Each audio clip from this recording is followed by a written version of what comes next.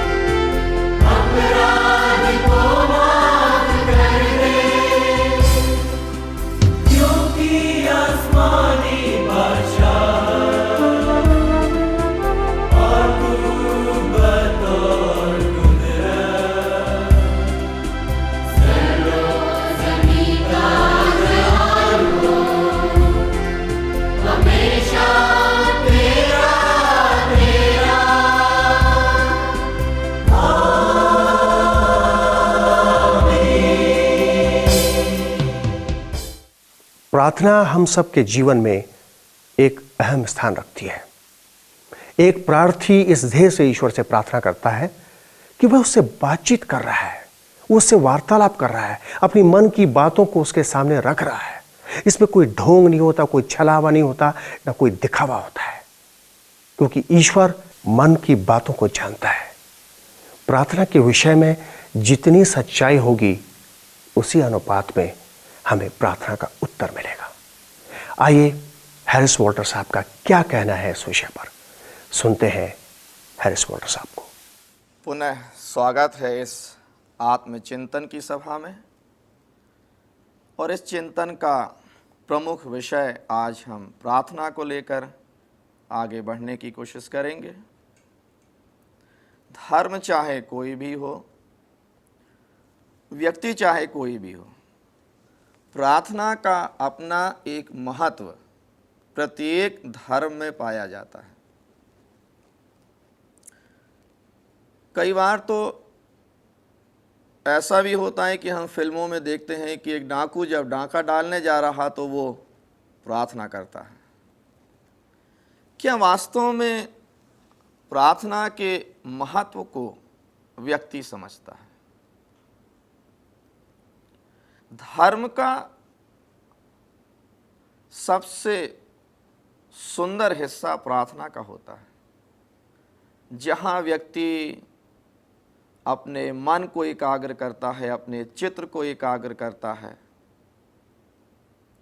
अपने विचारों को भटकने से रोकता है, और तब वो चाहे थोड़ी देर के लिए ही क्यों ना हो, वो एक मन और एक चित्त होकर उस ईश्वर से प्रार्थना करना चाहता है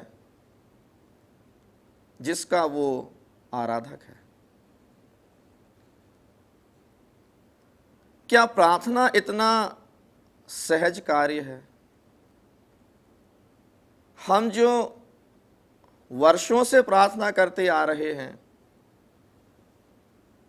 क्या सच में प्रार्थना की गहराई में उतरने की हमने कोशिश की है। केवल कुछ शब्दों का उच्चारण ही प्रार्थना नहीं है, या बिना शब्दों का उच्चारण किए हम मन में प्रार्थना करें तो क्या वास्तव में वही प्रार्थना है और वो ईश्वर तक पहुंच जाती है? मसीही दृष्टिकोण में आराधक और आराध्य का जो संबंध है वो प्रार्थना के द्वारा गहराई के साथ जोड़ा जाता है।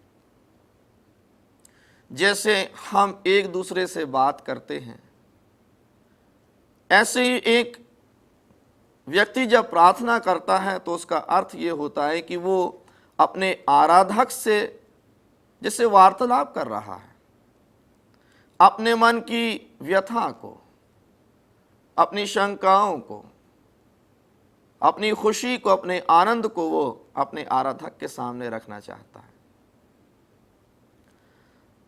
प्रार्थना का एक रूप ये भी होता है कि हम उसमें विनय अपने परमेश्वर के आगे रखते हैं।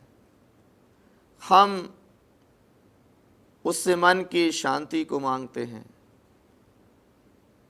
सांसारिक समृद्धि को मांगते हैं, हम वातावरण की शुद्धि की याचना करते हैं, हम अपने शारीरिक और आत्मिक जीवन की सुरक्षा परमेश्वर से मांगते हैं। क्या मांगना ही प्रार्थना का सही प्रारूप है? ऐसा होता है कि जब हम प्रार्थना करते हैं तो हम चाहते हैं कि ईश्वर उसका उत्तर दे, और ये आपका भी अनुभव होगा और इस क्षण में भी आप अवश्य ही यही सोच रहे होंगे कि साहब आप कह तो रहे हैं कि ईश्वर से प्रार्थना जब की जाती है तो वो हमारी प्रार्थनाओं का उत्तर देता है, परंतु मेरे और आपके जीवन का अनुभव यह सिद्ध करता है कि बहुत सारी प्रार्थनाओं का उत्तर हमें नहीं मिलता है। तब हम अपनी ओर से सोचने की कोशिश करते हैं कि कहीं मैं इतना पापी तो नहीं हूं कि ईश्वर मेरी प्रार्थना को नहीं सुन रहा, कहीं ईश्वर मुझसे क्रोधित तो नहीं है कि वो मेरी प्रार्थनाओं का उत्तर नहीं दे रहा, कहीं मैंने कर्म कांडों को ठीक से पूरा तो नहीं किया इसलिए ईश्वर मेरे विनय पर ध्यान नहीं दे रहा। इसके अलावा कुछ और भी कारण हैं, और बाइबल से आज उन कारणों से मैं और आप ये समझने की कोशिश करेंगे कि प्रार्थनाओं का उत्तर बहुधा क्यों नहीं मिलता है। लूका रचित सुसमाचार जो कि पवित्र बाइबल के नए नियम में पाई जाती है, उसके 18वें अध्याय के 11वें पद में प्रभु यीशु मसीह ने प्रार्थना का एक सुंदर सा वर्णन इस प्रकार किया। उन्होंने दो व्यक्तियों को प्रार्थना करते हुए देखा, और एक व्यक्ति जो था अपने आप को बड़ा धर्मी समझता था, वो इस प्रकार से प्रार्थना करने लगा अपने मन में, हे परमेश्वर, मैं तुझको धन्यवाद देता हूँ कि मैं अन्य लोगों, अत्याचारियों, अधर्मियों और व्यभिचारियों के समान नहीं हूँ, और ना इस कर लेने वाले के समान हूँ। मैं सप्ताह में 2 बार उपवास करता हूँ, मैं अपनी समस्त आय का 10वां अंश तुझे देता हूँ। यहां इस व्यक्ति की प्रार्थना में आप किस बात को पाते हैं? ये व्यक्ति नम्र होकर ईश्वर के सन्मुख उपस्थित नहीं हुआ है, परंतु इसके अंदर एक गर्व पाया जाता है, इसके अंदर आध्यात्म का एक घमंड पाया जाता है। और दूसरी बात इस व्यक्ति की प्रार्थना में जो पाई जाती है कि यह तुलना कर रहा है कि मैं उस व्यक्ति के समान नहीं हूं, मैं अत्याचारियों के समान नहीं, ये जो मेरे साथ में व्यक्ति प्रार्थना कर रहा मैं इसके समान पापी नहीं हूं। प्रभु यीशु मसीह ने कहा ऐसे व्यक्ति की प्रार्थना स्वीकार नहीं की जाती। इसको तो चाहिए था कि ये कहता कि प्रभु मैं तो कुछ भी नहीं हूं। अब आप स्वयं ही अवलोकन करके देखिए, आप एक बार बाइबल के दृष्टिकोण से इस व्यक्ति की प्रार्थना पर विचार करके देखिए।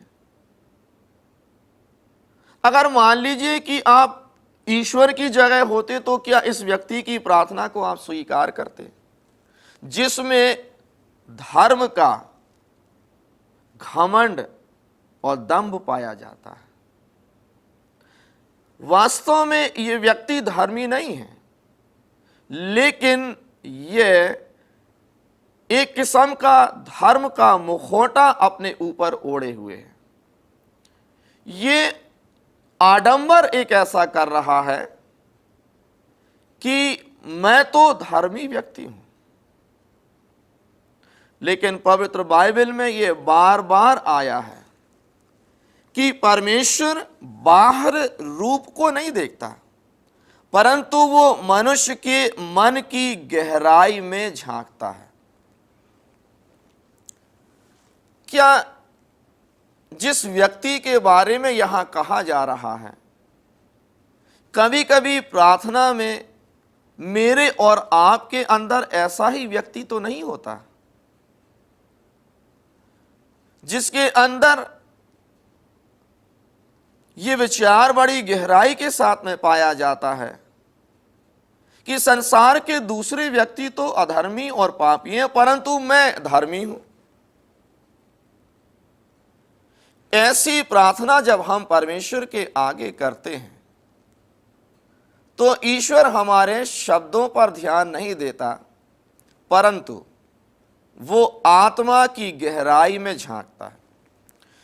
एक तीसरा हिस्सा जो इस व्यक्ति का मुझको और आपको दिखाई देता है कि ये कह रहा था कि मैं सप्ताह में 2 बार उपवास करता हूं, जो धन का हिस्सा मुझे ईश्वर को देना चाहिए वो भी मैं देता हूं।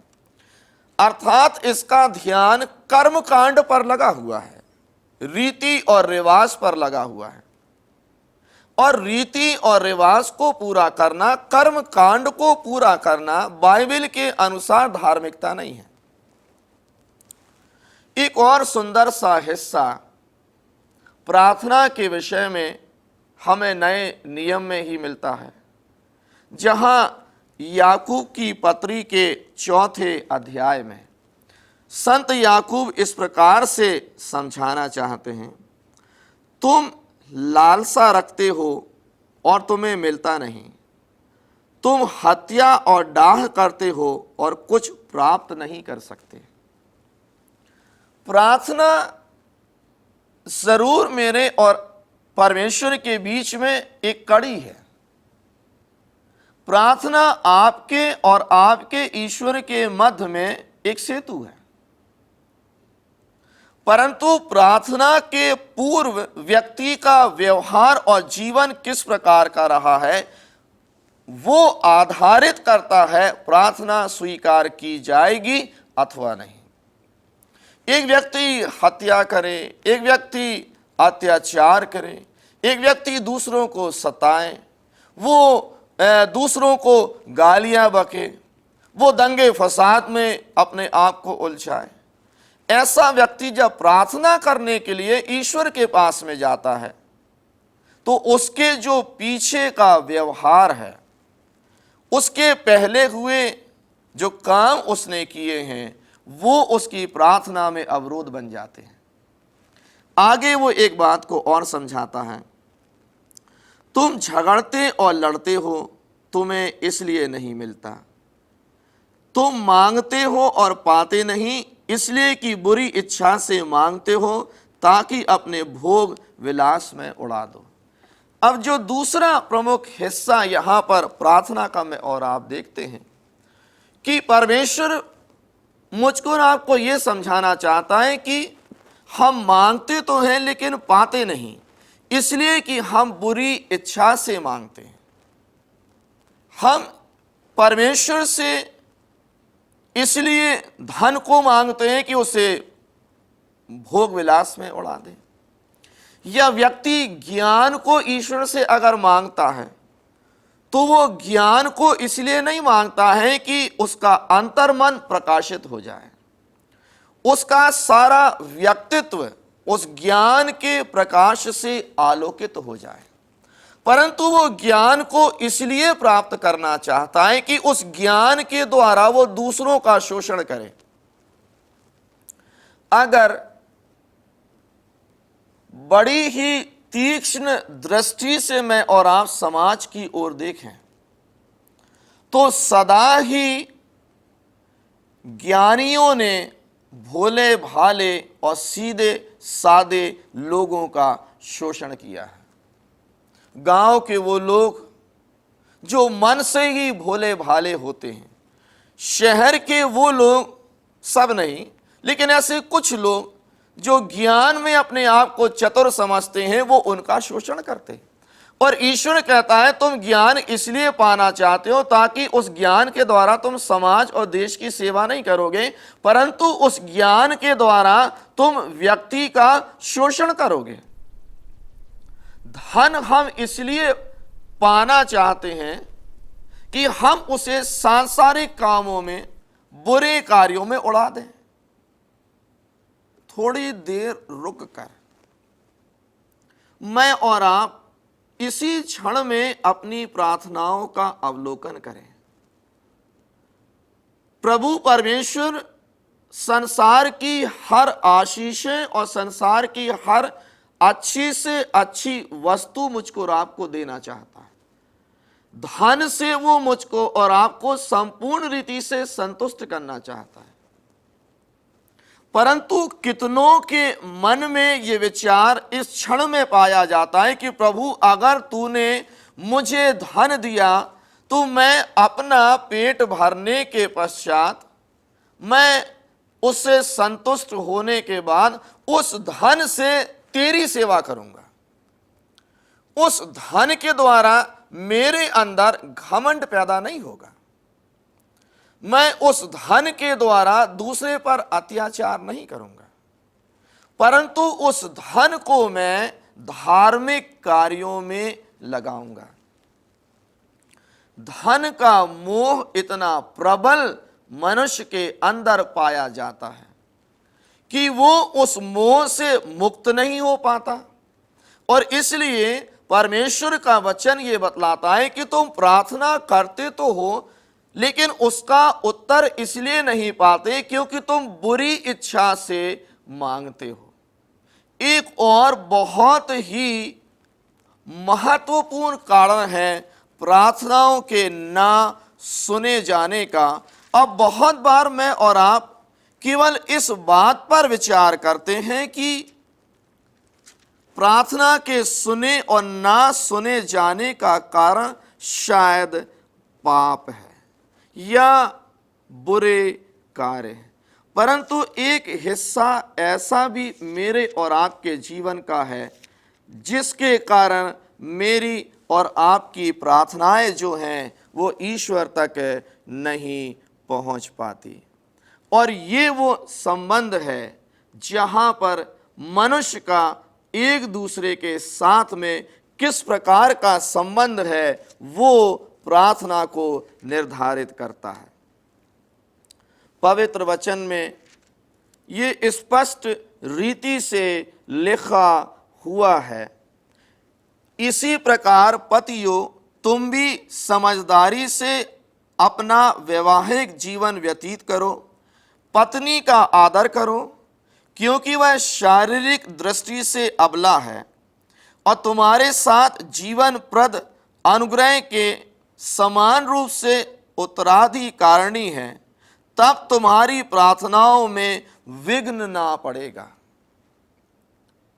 हम जिस परिवार में रहते हैं, उस परिवार में, जिस समाज में हम रहते हैं, उस समाज में, या जिस संस्कृति में हम रहते हैं, उस संस्कृति में महिलाओं को अवश्य ही देवी का दर्जा दिया जाता है। परंतु सच में क्या हमारे देश की प्रत्येक स्त्री को वो मान और सम्मान मिलता है? क्या पुरुष वर्ग उस पर शासन नहीं करता? क्या पुरुष वर्ग महिलाओं पर अत्याचार नहीं करता?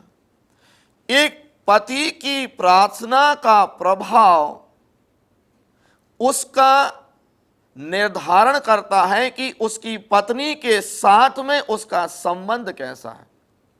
यदि मेरी पत्नी के साथ में अच्छा संबंध नहीं है, मैं उसे अपने पैर की जूती समझता, मैं उसे अपनी दासी समझता, मैं सोचता हूं कि वो केवल घर का काम करने के लिए दी गई है, परंतु जो आदर, मान और सम्मान और स्थान उसको मिलना चाहिए वो मैं उसे नहीं देता, और मेरा संबंध मेरी पत्नी के साथ में अगर अच्छा नहीं है, तो परमेश्वर का वचन स्पष्ट रूप से ये कहता है तुम्हारी प्रार्थनाएं रुक जाती है।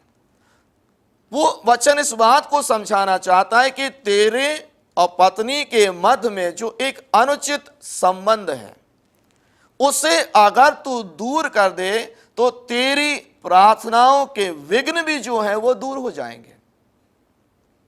आज समाज की जो स्थिति है, आज परिवार के जो हालात हैं, एक व्यक्ति एक दुल्हन को ब्याह कर लाता है, परंतु उसका ध्यान उस दुल्हन के विशेषताओं पर, गुणों पर नहीं होता, लेकिन इस बात पर होता है कि वो कितना जहेज लेकर आ रही है, कितना सोना और चांदी लेकर आ रही है, उसके अंदर कौन सी संस्कृति है, उसके अंदर कितनी ममता पाई जाती है, उसके अंदर वास्तव में ईश्वर का निवास है, इस बात पर ध्यान नहीं होता है। परंतु एक व्यक्ति जो है एक अच्छी पत्नी की जो व्याख्या करता है वो सांसारिक वस्तुओं के द्वारा करता है।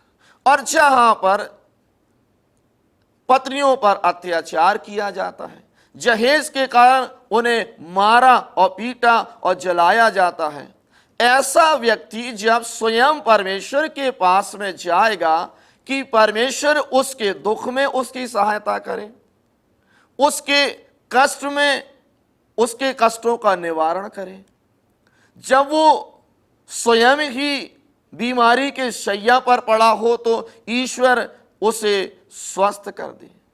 परंतु परमेश्वर जिसने नारी की संरचना की है, परमेश्वर जिसने नारी को पत्नी बनाकर पुरुष को दिया है, अगर उसका मान और सम्मान परिवार में नहीं होता है तो वो व्यक्ति फिर कितनी भी प्रार्थना क्यों ना करे, वो कितने भी स्थानों पर, धार्मिक स्थलों पर वो चला जाए, उसकी प्रार्थनाओं का उत्तर कभी नहीं मिलेगा। सामाजिक संबंध भी मेरी और आपकी प्रार्थनाओं का एक आधार है, और जहां पर सामाजिक पारिवारिक संबंध अच्छा नहीं होता, प्रार्थनाएं रुक जाती। इसके पहले कि अब हम प्रार्थना करें, हम इन बातों पर ध्यान करें कि कहीं ये बातें मेरे और आपके जीवन में तो नहीं पाई जाती। इन तमाम विघ्नों को आप हटा दें और फिर देखें कि आप ईश्वर से मांगेंगे और वो आपको देगा। मेरे प्यारे दोस्तों, हमें पत्र लिखना ना भूलें। हमें आपके पत्रों का हमेशा इंतजार रहता है। हमारा पता है Satyapath, video department, mid India Christian mission, Damoh, Madhya Pradesh 470661।